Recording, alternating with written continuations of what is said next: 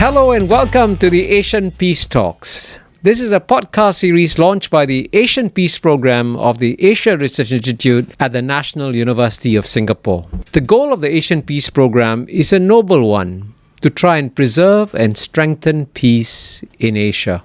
With our limited resources, we have to take a modest approach. Nonetheless, just as a small acupuncture needle can make a big difference, we hope that our monthly policy essays and this new podcast series will make a big difference and strengthen the peace regimes in Asia.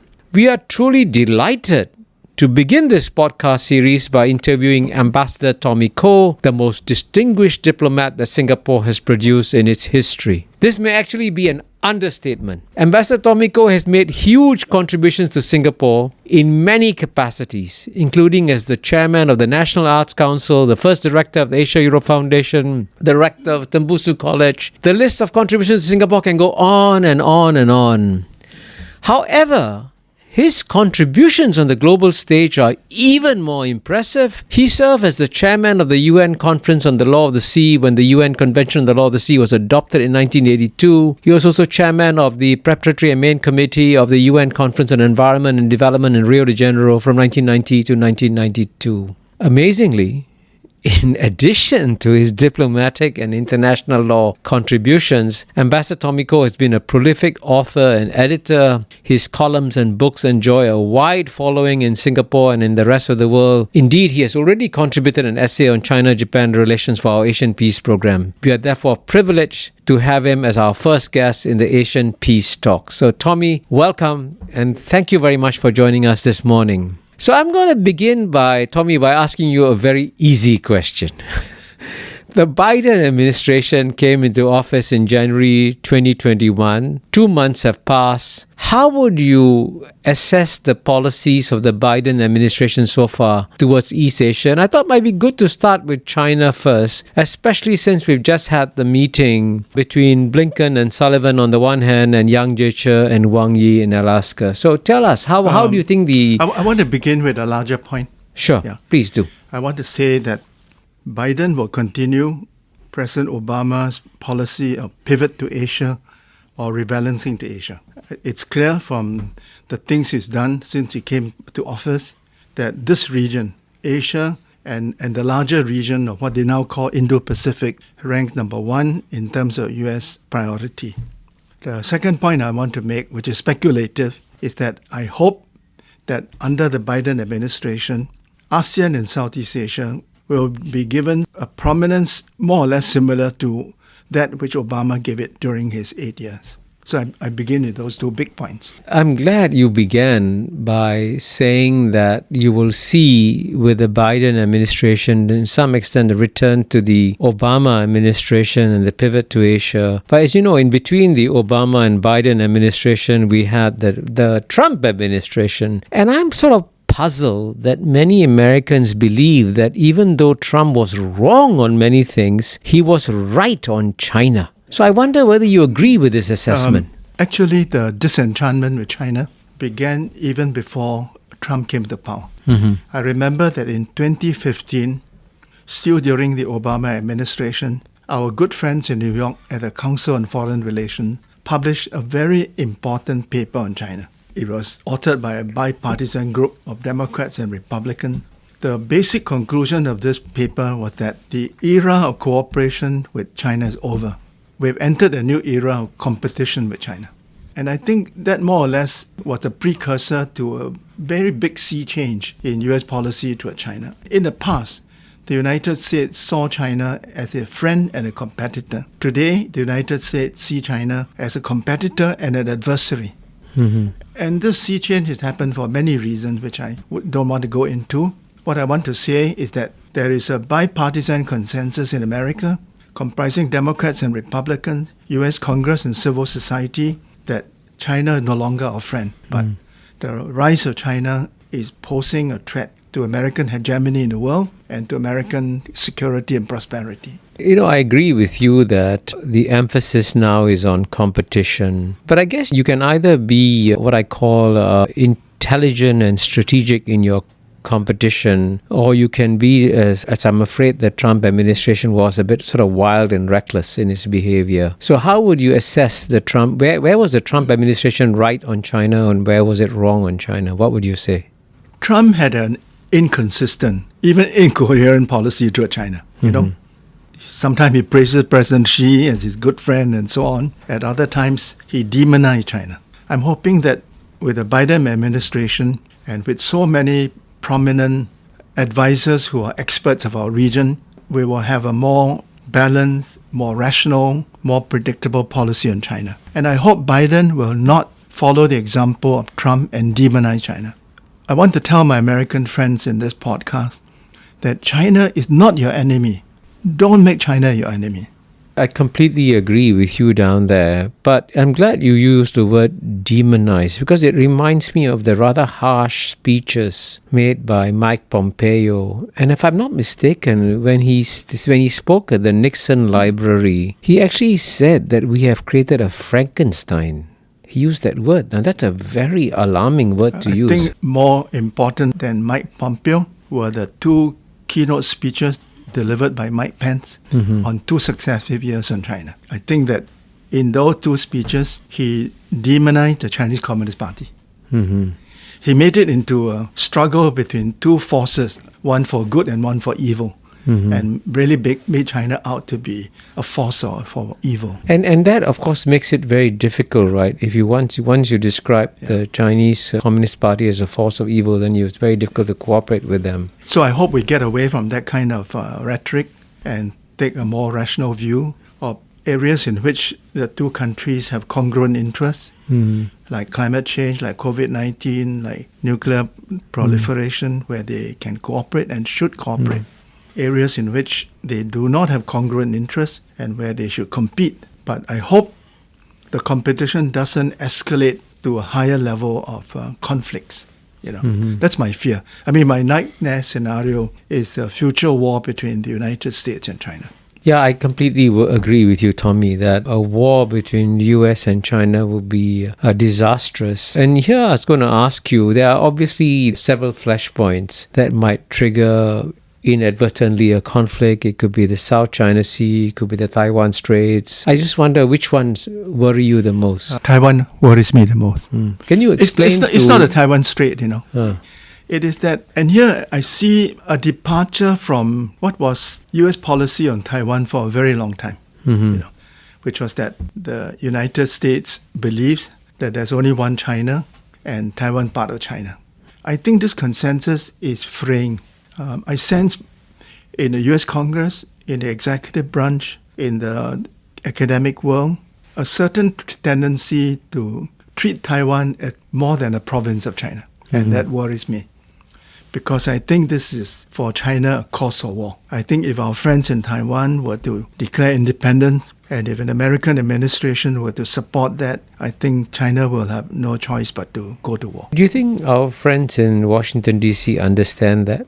I think the professionals do, but as you know, in America, there's a spectrum of views, you know. Yes. And some of our friends on the right actually favored Taiwan independence. Yeah, and I thought it was somewhat dangerous when Mike Pompeo was Secretary of State. He wanted to send the United States ambassador to the UN, to Taiwan, sort of implying that it's like a country. That was very dangerous. Yeah. So what, besides Taiwan, what other advice would you give to the administration? Where should they be cautious in their dealings with China? And later on, I'll also ask you, where should they take a firm stand on some issues? You know? I think the other area that is sensitive is Japan. You see, historically, if you look at the history of Sino-Japanese relation, and this goes back more than 1,000 years, in two books I read recently, I'm struck by the fact that ever since the 6th century, the Chinese have been trying to get the Japanese to acknowledge that China is a superior civilization and power, and that Japan is a subordinate civilization and power. And the Japanese have never accepted it. So if you remember this historical context, I can understand why, of all the countries in this region, the one that fears the rise of China most is Japan. This makes relations between US, China, Japan a very delicate and important one, right? So I just hope that, I'm a bit worried. I'm worried that the competing claims between China and Japan over just a group of rocks, really, which the Japanese call Senkaku and the Chinese call Diaoyu, could lead accidentally to an exchange of fire. When that happens, emotion may run riot and it could escalate out of control. And the Americans have said they support the Japanese on the Senkaku. So to me, the number one issue to watch out for is Taiwan. The second issue to watch out for is the East China Sea and the competing claims by Japan and China over Senkaku, Diaoyu Islands, and the unfortunate maneuverings by their naval and air forces. Am I correct in saying that when the Americans at the end of World War II, in a sense, when they took possession of the islands first, they made it clear they were not taking any stand on the sovereignty of these two islands? That's correct. That's correct. So when did they switch from saying that we take no position on the sovereignty of these islands towards now saying suddenly that they believe that Japan owns the islands? I don't think the Americans have said that. Okay. Yeah, the Americans have been very careful legally to distinguish between sovereignty and control. But the interesting thing is, you understand this issue better than I do, but the United States recently announced that the US-Japan Defense Treaty applies to these two islands, therefore implying... It doesn't have to imply sovereignty, it's just that I recognize that you have a right to occupy and control these islands, and if China were to use force to evict you, then I will defend you. Basically, this is the equation, So I hope the Chinese will restrain themselves and not try to use force to expel the Japanese from occupying these, to me, rather insignificant maritime features. Yeah. And I want to remind the Chinese and the Japanese that as recently as the period when Wen Jiabao was premier and Fukuda was prime minister, the two countries actually came to an agreement to make the East China Sea a sea of peace, friendship, and cooperation. And they actually signed an agreement for even joint development of a disputed region. And this happened not so long ago. So it shows that if there's goodwill on the part of China and Japan, the problem can be managed, perhaps even solved. But if there's ill will, and I think at the moment there's ill will on both sides, then a small issue can escalate. I actually share your hope in that area. And as you know, both you and I were good friends of the late Ezra Vogel, and he wrote a book on China-Japan relations. I'm not sure whether that's the book you're referring to. But one of the two. Ezra used to emphasize consistently, and especially in his book, that for most of the last 1,500 years, China and Japan have lived in peace with each other. So I think that's the big message that we should convey to China and Japan. The long-term view. And now, very quickly, this may be a good way of transitioning to ASEAN and to bring the discussion down from Northeast Asia to Southeast Asia. Can we quickly discuss South China Sea? I know you're the global expert on the subject. Just very quickly, what would your advice be to China on how to manage the South China Sea issue? I would say to my Chinese friends that when they look at the world, they have problems in the East with Japan, there are problems to the West because they fear the Islamists will activate the Uyghurs. They historically have problems with the Russian expansionists. The one region which historically has been the most peaceful for China is Southeast Asia. I agree. So it is in China's national interest to manage its relations with Southeast Asia well. And to me, there are two sticking points, not just one. South China Sea and the Mekong River. And my appeal to my Chinese friends is that you may have superior force, you may be a great power, but if you mess up in your relations with Southeast Asia, you cannot convince the world that your rise is peaceful and that you are a threat to nobody. And so far, they haven't managed their relations with the ASEAN countries on the South China Sea or the Mekong River well. What do you think are the mistakes they have made there?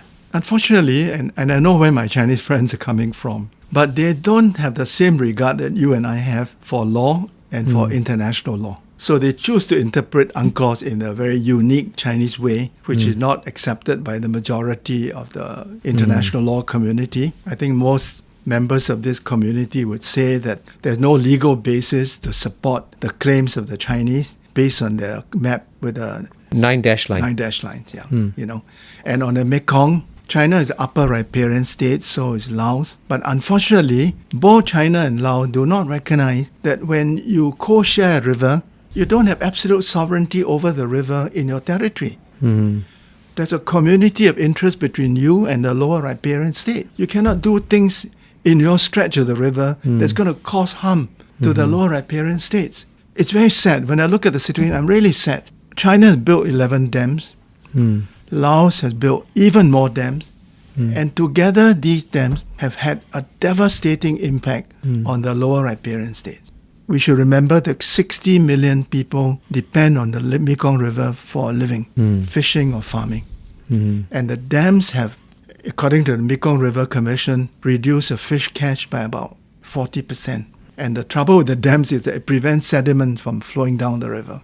The sediment fertilizes the soil, and this is going to have a devastating effect on agricultural productivity. I just appeal to my brothers in China and Laos that please, your notion that you have absolute sovereignty over this shared river is wrong and is not supported by international law. And please, have some regard for the interests and livelihoods of the people who live downriver. That's very wise advice. So you are absolutely right that if China wants to convince the world that its rise is peaceful, the most important region is going to make the show that is doing so is with the ASEAN region. And as you know, the ASEAN region, to some extent, is now caught in between the rising geopolitical contests between US and China. And some people in Washington, D.C. Would like to push ASEAN to take the United States' side in this contest with China. So what advice would you give to Washington, D.C. on how they should manage ASEAN in their contest with China? I would give the same advice to the Americans as I would give to the Chinese. And I would say to these two great powers that ASEAN unity and neutrality is in your national interest. To both US and to China, both the US same and message. China, yeah. Both of them have a self-interest in preserving ASEAN unity and neutrality. Because the moment ASEAN become partisan or disunited, it will be destroyed. And it's become irrelevant. I just hope that wise counsel in Washington and Beijing will prevail and understand that to pressure ASEAN to take sides is not only not in ASEAN's interest, but it's not in American interest or Chinese interest. But the good news is that I think the Biden administration, as you said earlier, will go back to the Obama administration's policies, which were much more pro-ASEAN. And Trump, as you said somewhere, missed attending all the EAS meetings except one ASEAN meeting. And the last one, what really puzzled me was that all that Trump had to do was to attend it virtually for 30 minutes. And he couldn't do so. Why? He had no interest, I think. No interest in ASEAN. I don't think he understands foreign policy or geostrategics, He has a very limited view of the world. It's more important for him to manage his relations with China, with Russia, and with the Europeans. I think he has no interest in the rest of the world. His interest in North Korea is because he might think a Nobel Peace Prize by negotiating a deal with our friend Chairman Kim, Yes. But on ASEAN, how do you explain, many, as you know, even before Trump, from time to time, in the time of the Clinton administration, I think Secretary Madeleine Albright would miss meetings. In the Bush administration, Condoleezza Rice would miss. And I remember some American ambassadors in Southeast Asia actually asked my advice, Kishore, how can I persuade Condi to come for an ASEAN meeting? So how do you persuade the Americans? I think the problem is cultural. You see? Cultural. Explain that. Yeah. To some extent, Singaporeans are like the Americans. We are very businesslike. We are very focused on the bottom line. And when Singapore leaders are asked to attend a meeting, they will ask, what's the deliverable? They want some concrete result. And I often tell them, Minister, the meeting is the deliverable. It's a long-term relationship, Yes. Yeah, you're spending a weekend with your brothers, building collegiality and mutual understanding.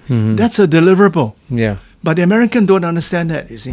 They say, why should we travel such a long distance if the meeting will not produce any concrete outcome?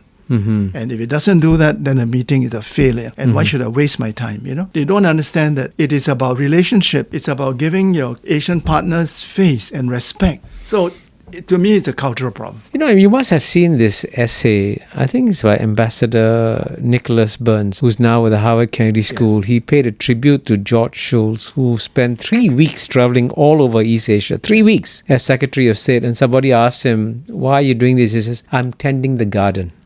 And I think that was a very good metaphor to use. Yes, and I think Hillary Clinton understood. She was maybe the only Secretary of State who visited all 10 ASEAN countries. So some American leader understood that building relationship is important, and it's not just about what is the deliverable. But most Americans don't understand that because it's not in their culture.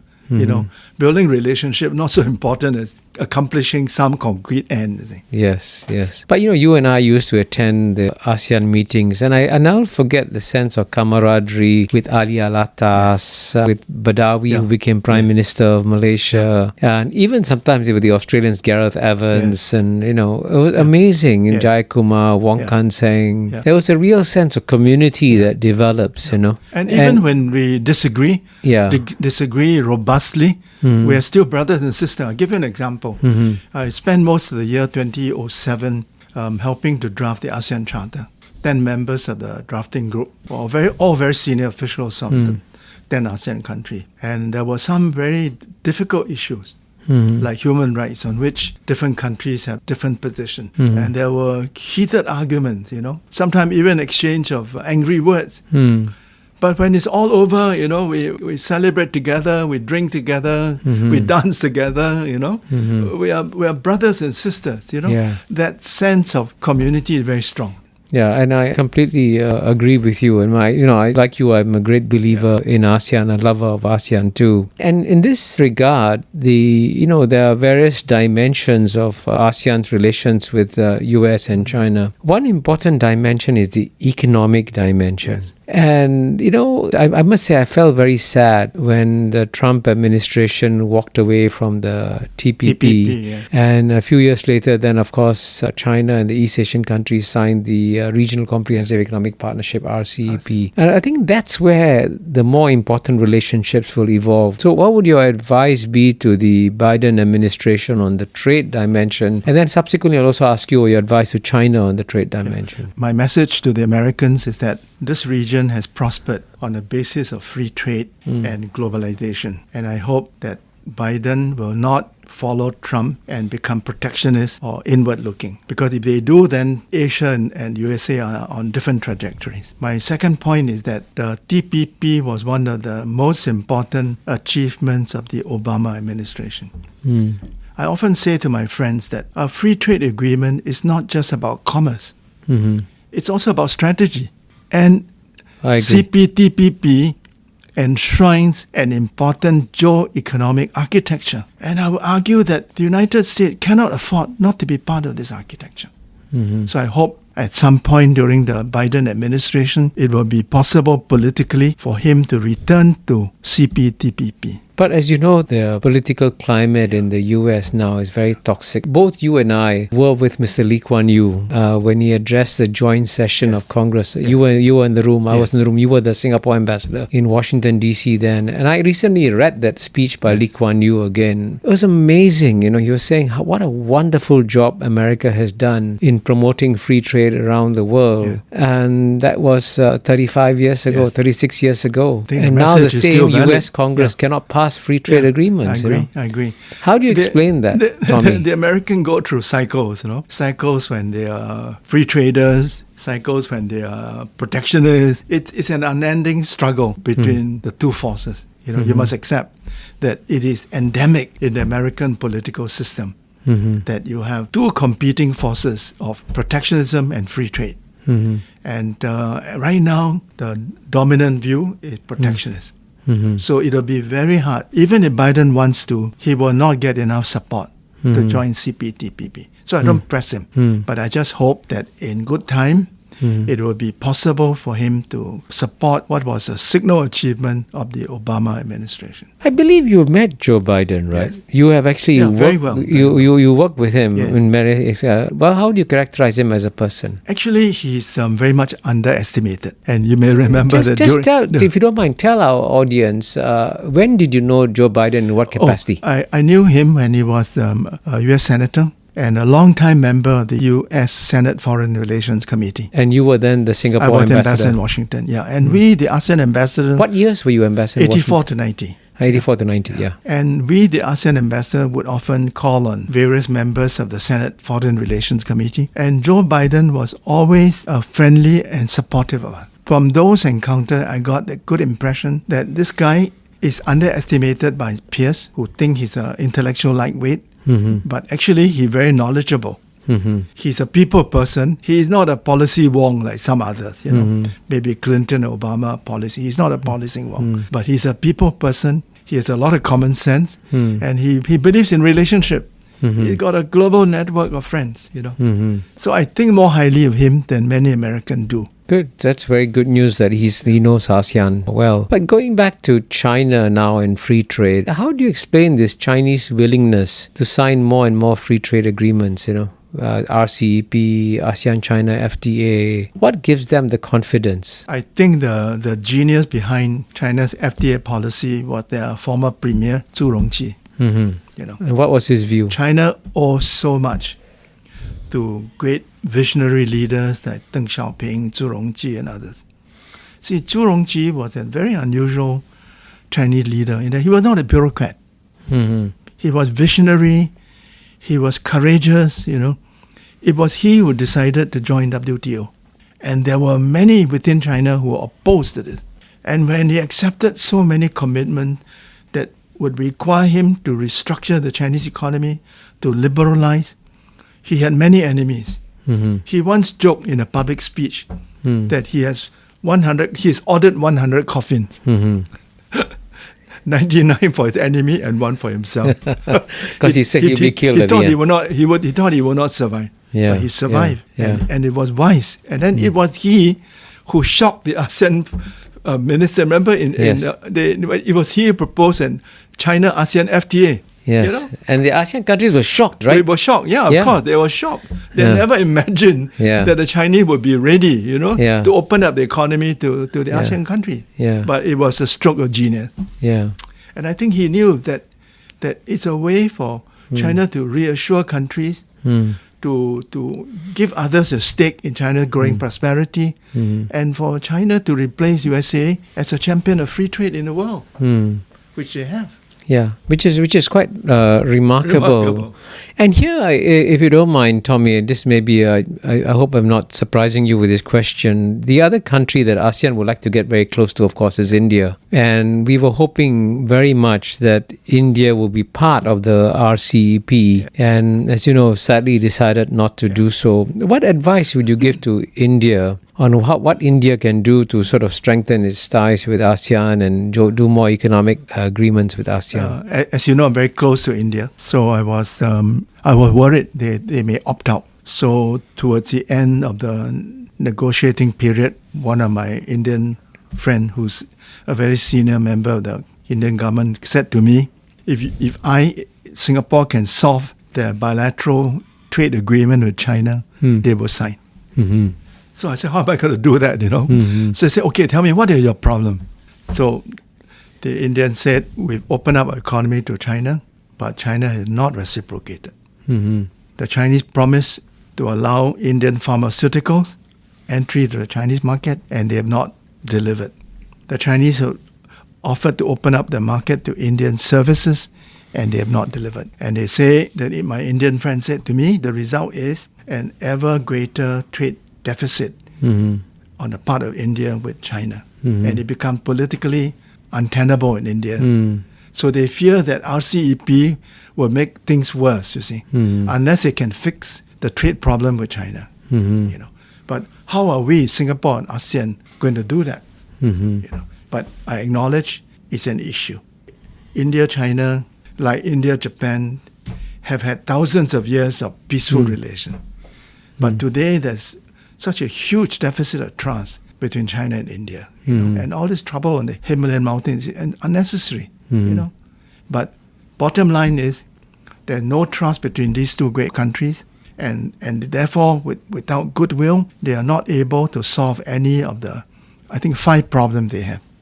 The border is one, trade's another, waters again another, international river Brahmaputra, you know, the headwaters in China. Yeah. And our Chinese friend again are building dams, you see, which affect both India and Bangladesh. You know? So river, then Tibet and Dalai Lama. You know, so these are issues. Actually, with goodwill, as a veteran negotiator, I always tell my younger colleagues, with goodwill, every difficulty is solvable. Without goodwill, every solution has a problem. I'm glad, Tommy, you mentioned that you've been a veteran negotiator. I don't know of anybody who has negotiated as many agreements as you have. I don't know anybody who has participated in multilateral meetings as many as you have. So I thought this is maybe a good point to go to our final area of discussion, which is on multilateralism. And as you know, the good news is that the US under Biden administration says that they would like to go back towards multilateralism, which is a good sign, and he has taken some positive steps. He has rejoined the World Health Organization. He has rejoined the Paris Climate Accords, which is good. But, you know, since you were the one who, in a sense, presided over the creation of the UN Convention on the Law of the Sea, how do you explain the reluctance of the United States to join the United Nations Convention on the Law of the Sea, UNCLOS? What can we do to persuade Biden to join it? There's nothing that you and I can do. And it's not Biden. The problem is in the US Senate. You see, the US Senate is a very peculiar institution, you know. And it has something called a senatorial privilege that the majority are sometimes reluctant to override a minority, you know? Yeah. There's a tremendous sense of camaraderie, courtesy, and the Senate had a very bad record of ratifying conventions which are so clearly in American interest. Do you know it took US 40 years to join the Genocide Convention? It's unbelievable, right? Yes. How can anybody be against a genocide? It took US 40 years before they joined it, you know? So when my wife asked me, when will the United States become a party to UNCLOS, I answered her by quoting Churchill, who once said, "We can always depend on the Americans to do the right thing after they've tried everything else." Yes, that's right. This is the tragic position. So we have to be philosophical and say, one day it's going to happen. In the meantime, they are taking this somewhat opportunistic position that the norms, the principles in UNCLOS have become part of customary international law. Yes. So they don't have to be a member of the convention, but they can enjoy the rights results and of the privilege. convention. Yeah. But what's interesting is that, you know, many of the retired secretaries of state, in fact, jointly, including Kissinger, Scholz, Hillary Clinton, all used to write joint letters to Senate saying, do ratify the UNCLOS. But what's strange is that when the United States calls on China to abide by UNCLOS, it itself doesn't ratify. That's rather strange, isn't it? Well, the American response is that we don't have to, because the principles in UNCLOS are part of customary law. You see? So we hold you accountable to those principles. It's a bit hypocritical, you know. The Chinese are not wrong to say, why don't you join the convention? But UNCLOS, of course, is just one of the UN conventions. But there's a larger question about the relationship between the United States and the United Nations. And both you and I have served as Singapore's ambassador to the UN. One of the greatest privileges in my life was trying to step into your big shoes in 1984, which is very difficult. But what struck me even from the 1980s is how the United States would consistently either try to reduce his financial payments to the UN or not pay even his legal dues to the UN. What are the deeper sources of this American ambivalence towards the United Nations? I think it's partly emotional and partly political. You have to remember that to some extent the UN was created by the Americans. You know? Oh, very much so. So in the beginning, the Americans loved the UN. But when more and more developing countries join, and the Americans find they can't control the General Assembly, you know? And sometimes the General Assembly take positions which are critical, which are controversial, not friendly to the American. The love affair became disenchantment.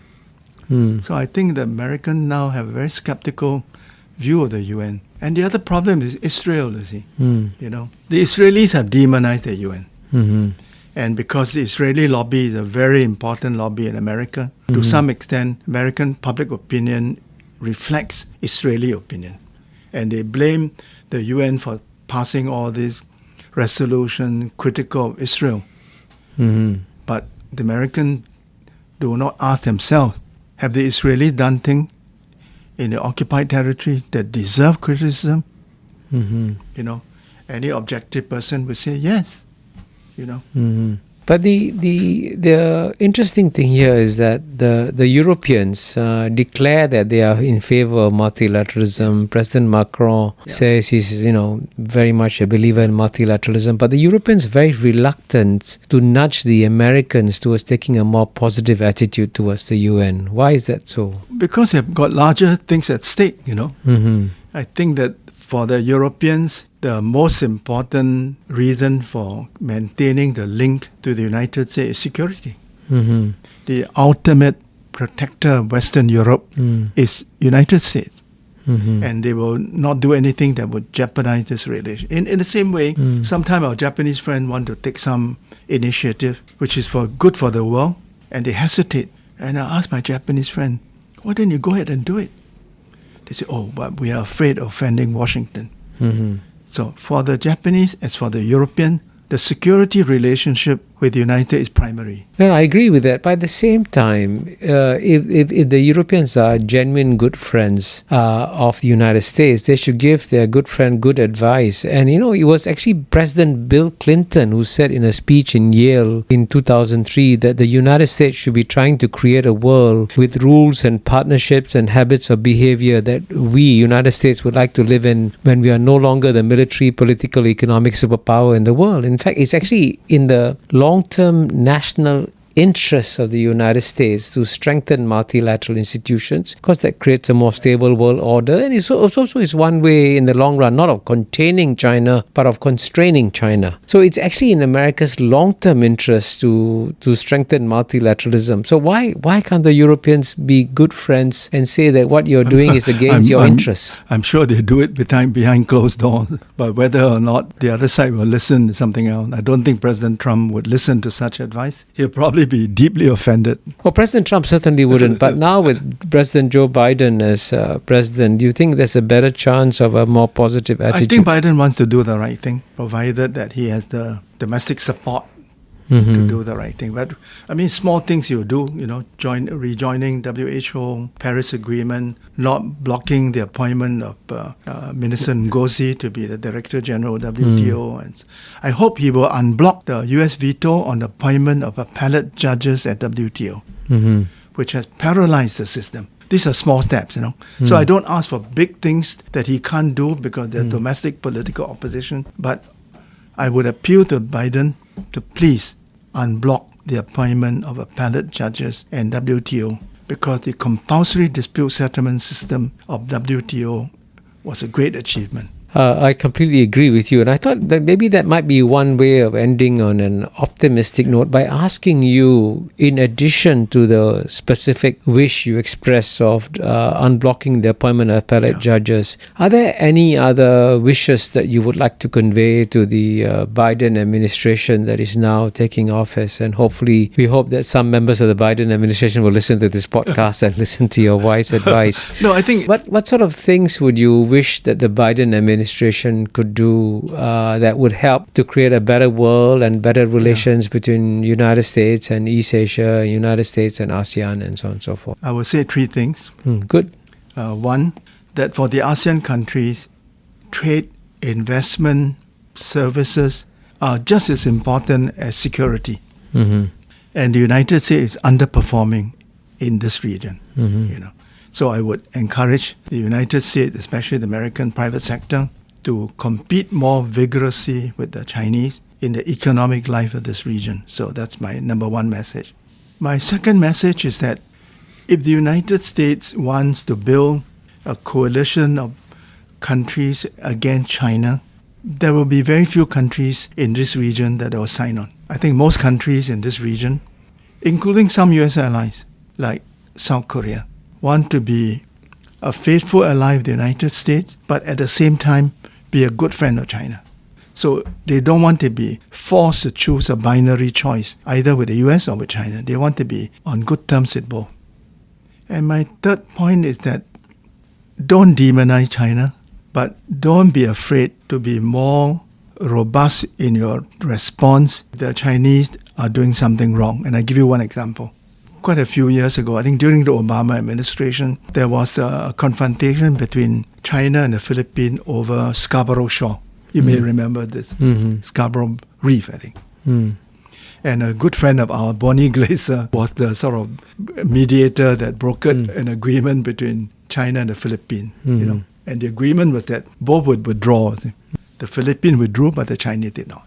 And I think Obama, because he wanted Chinese cooperation to complete the Paris Agreement, decided not to respond more robustly, which was a mistake. So the Asian countries see Obama as a weak president, you see, and no good to be viewed as a weak president. So Biden must not make the mistake to be viewed by his friends and allies as a weak president. So when firmer action is required, do it. Well, I think that's a very good note on which to end our discussion. We have covered a tremendous amount of ground and hopefully, I think, raised some issues that the Biden administration should pay very careful attention to as it starts formulating its policies towards East Asia. So I must say, Tommy, we were looking for a brilliant start to the Asian Peace Talks and you have provided it. So on behalf of the Asian Peace Program at the Asia Research Institute of the National University of Singapore, we want to thank you very much for joining us in our first podcast. Thank you. Thank you again. Thank you, Kishore.